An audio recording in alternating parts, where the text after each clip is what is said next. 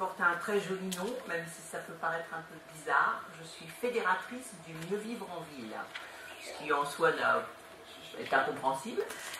C'est une mission pour Madame Brick. En fait, c'est la mission d'exporter la ville durable à la française. Donc voilà, la ville durable. Et on va bien parler du sujet de la ville durable. Alors, en quoi ça consiste et d'ailleurs pourquoi déjà cette mission? Bon, juste en deux mots, du côté de Madame Brick et donc de l'exportation, elle a divisé en quatre les produits français. Je mets de côté tous les grands contrats qu'on connaît. Sur le reste, elle a dit il y a le mieux se nourrir, mieux se soigner, mieux communiquer, mieux vivre en ville. Et avec ça, je vais arriver à faire finalement un package assez présentable des capacités françaises en matière d'exportation. Sur chacun, elle a nommé un fédérateur ou une fédératrice, et donc c'est comme ça que je suis sur le sujet de la vie durable. Et ce travail-là, il n'est pas venu simplement, uniquement de Madame Brick, il est venu en fait des entreprises, parce qu'en fait c'est un sujet sur lequel j'avais commencé à travailler à la demande des entreprises en 2010. Les entreprises qui étaient venues nous dire, les grandes entreprises qui travaillent sur le sujet de la ville, nous dire on a un problème, on ne sait pas, comme on dit aujourd'hui, chasser en meute, et en l'occurrence, quand on se retrouve avec un appel d'offres sur on veut construire un écoquartier, on veut faire une ville durable, etc., les Français, on arrive en ordre dispersé quand on arrive. Et résultat, c'est pas nous qui remportons le marché, donc il faudrait nous aider à travailler ensemble et l'État peut nous aider à faire que la synergie fonctionne et qu'on soit capable de présenter un produit en fait, parce que c'était bien ça l'idée. Donc en fait, on continue à travailler sur cette base-là, toujours et beaucoup avec les entreprises. J'espère aussi bientôt beaucoup avec aussi les collectivités locales, mais pour le moment c'est vrai qu'on est plus sur un support entreprise, et grandes et petites et moyennes entreprises, donc pas uniquement que les grandes entreprises, parce qu'en même temps, les petites et moyennes entreprises avaient commencé elles aussi à travailler sur ce sujet, et maintenant les grands et les petits travaillent ensemble, donc tout va bien, tout est parfait. Alors, le travail du fédérateur, c'est notamment d'essayer finalement de faire le marketing de ce que c'est que la ville durable à la française. Qu'est-ce qu'elle a de particulier? Parce que si on veut vendre et répondre à un appel d'offres et le gagner, il faut qu'on propose quelque chose qui soit un peu sexy et qui soit intéressant. Donc on a essayé, c'était le premier exercice, et c'est ça dont je voudrais vous parler en quelques mots, de définir ce qu'on mettait, nous, derrière cette idée de ville durable, et ce que mettent surtout les entreprises, puisque ce qu'on cherche à vendre, c'est ce qu'elles produisent, c'est pas ce dont on rêve, ce qu'on aimerait essayer de faire. Et ces définitions viennent d'elles. Je pense que c'est important de l'avoir en tête. La première caractéristique qu'on met en avant, c'est la performance. Qu'est-ce qu'on met derrière performance? On met beaucoup des choses dont on a parlé là cet après-midi et ce matin, et notamment l'intégration. En fait, ce qu'on essaye de dire et de faire passer comme message et de réaliser, c'est de faire en sorte que la performance globale de la ville qu'on va construire soit supérieure à la performance de chacune des briques. On a des entreprises qui savent très bien construire des maisons, il y en a qui savent très bien construire des tramways, il y en a qui savent très bien gérer les déchets, il y en a qui savent très bien gérer l'énergie. Donc tout ça, bien sûr, doit être super performant, mais il faut qu'on fasse ensemble que le système, puisque l'église c'est un écosystème, que le système soit encore plus performant que la somme de ses performances. Ça a l'air comme ça, à la limite, évident, mais d'abord, ça ne l'est pas forcément déjà dans la définition, ça l'est encore moins dans le fait de le faire. Ça veut dire que vous avez une ville qui est globalement sobre en ressources naturelles, très sobre en ressources naturelles, et bien sûr en énergie, mais pas que en énergie. C'est pour ça qu'on parle, on est sur le sujet de la ville durable, en ce qui me concerne, et pas uniquement sur le sujet énergie. C'est-à-dire que quand on réfléchit déjà en amont sur l'urbanisme, on intègre cette problématique de ressources, y compris d'économie de terrain, donc de densité, avec toutes les conséquences que ça aura en termes de mobilité. Vous allez donc avoir un urbanisme, une mobilité et un habitat qui se parlent, qui sont conjugués de manière intelligente, mais vous avez aussi aujourd'hui des bâtiments qui vont produire et consommer de l'électricité ou de l'énergie, et il va falloir faire que le système lui-même, au niveau de ce bâtiment déjà, soit le plus efficace possible. Vous allez avoir des véhicules électriques, on en a parlé beaucoup, qui vont bien sûr circuler, mais qui vont aussi pouvoir servir à stocker l'énergie du bâtiment qui en produit justement à des moments où finalement vous n'en avez pas forcément besoin dans le bâtiment. Vous allez gérer les déchets, l'eau, en vous préoccupant de la consommation d'énergie pour les traiter, mais aussi de l'énergie que vous allez pouvoir faire avec eux, etc., etc., etc. Vous mettez dans tout ça, bien sûr, beaucoup d'économies circulaires.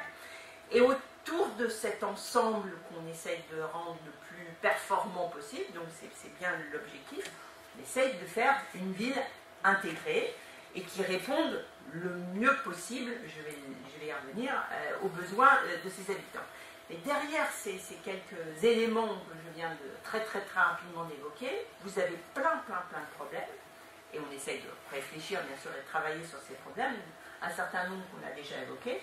D'abord le lien avec les nouvelles technologies d'information, parce que si on peut faire toute cette intégration, on commence à la faire en tout cas et on voudrait aller plus loin, c'est parce qu'on a croisé les flux de produits et les flux d'informations, qu'on connaît bien le mieux possible les consommations, les besoins, les usages, et qu'on est capable de faire les flux qui vont derrière parce que vous avez l'information qui suit.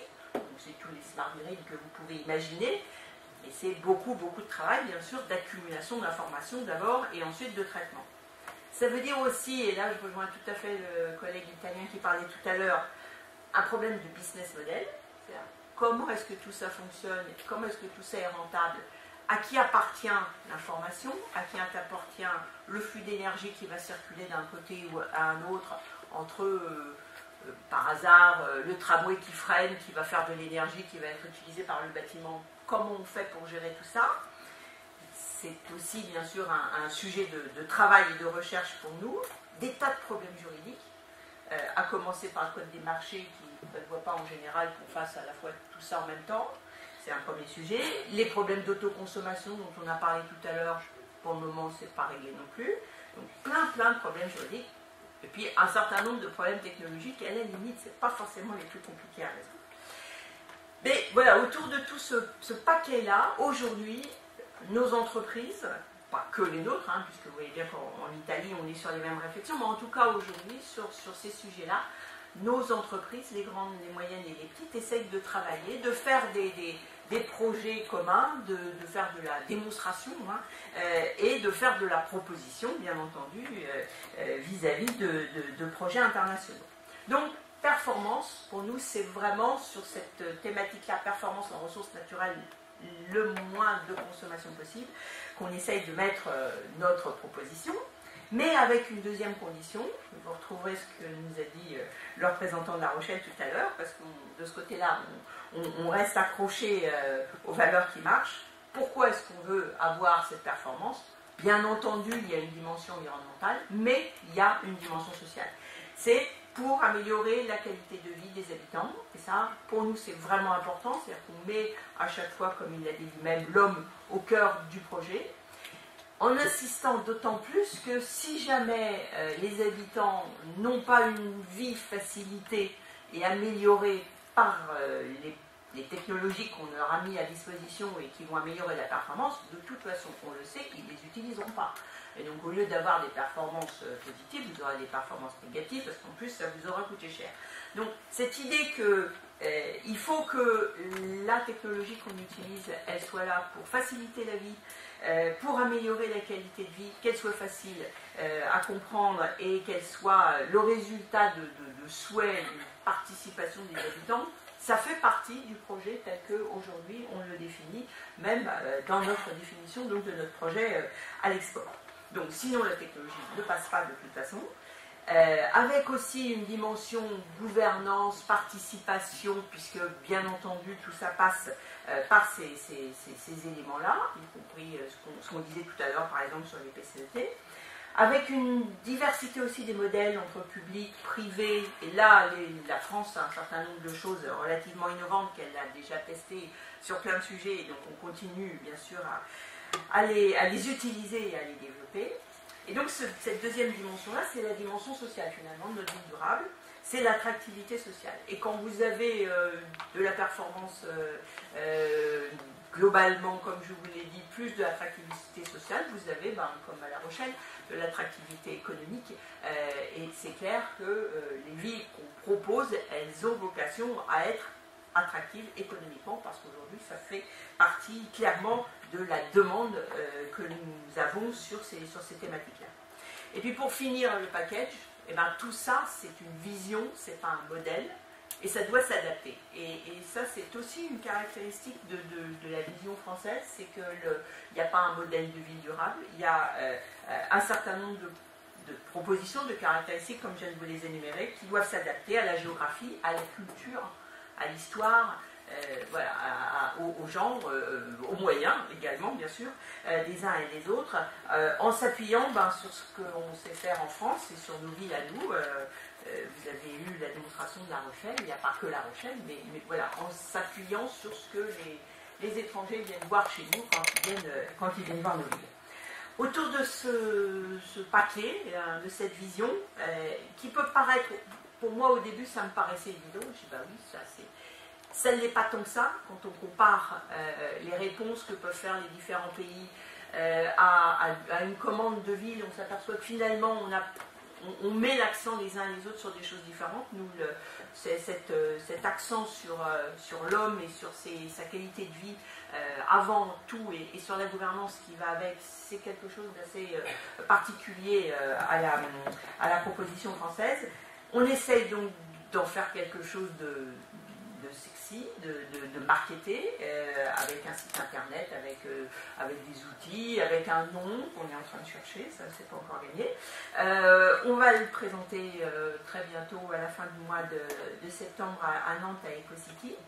Et à côté de cet exercice, qui est un exercice de démarche marketing, assez classique, on va dire, même si ça nécessite que beaucoup de gens travaillent ensemble et partagent la vision, on essaye aussi bien sûr de faire des cas concrets et de répondre à des demandes vraies, avec des vrais clients à l'export, en commençant par la Chine et le Maroc, où il fallait prendre des priorités. On en a choisi 2 pour le moment, mais on travaillera bien sûr sur d'autres sujets, et donc on s'efforce de voir comment ces visions peuvent être utilisées avec des vraies entreprises, des vrais consortiums pour répondre à des vrais projets en utilisant toutes les expériences, en commençant par les vitrines françaises. Les vitrines françaises, c'est les villes françaises qui ont déjà fait une partie du chemin, et bien sûr La Rochelle en fait partie avec une dizaine d'autres, mais aussi tout ce que nos entreprises ont pu faire à l'exportation, parce qu'on s'aperçoit qu'en fait à l'exportation on a souvent fait des choses plus innovantes que ce qu'on a fait en France. Et puis il faudrait aussi qu'on arrive à faire la même chose en France, donc là c'est un peu plus compliqué, c'est d'arriver à faire des démonstrateurs de cette vision, plus globaux et plus complets que ce que nous avons aujourd'hui en France. Ce qui suppose plein de choses. L'argent n'étant pas d'ailleurs le frein le plus dur, il y a tous les aspects juridiques dont je viens de parler, et puis le problème de gouvernance de nos territoires qui n'est pas forcément non plus complètement adapté à la vision elle-même. Donc plein de travail à faire sur lesquels nous essayons d'avancer les uns et les autres.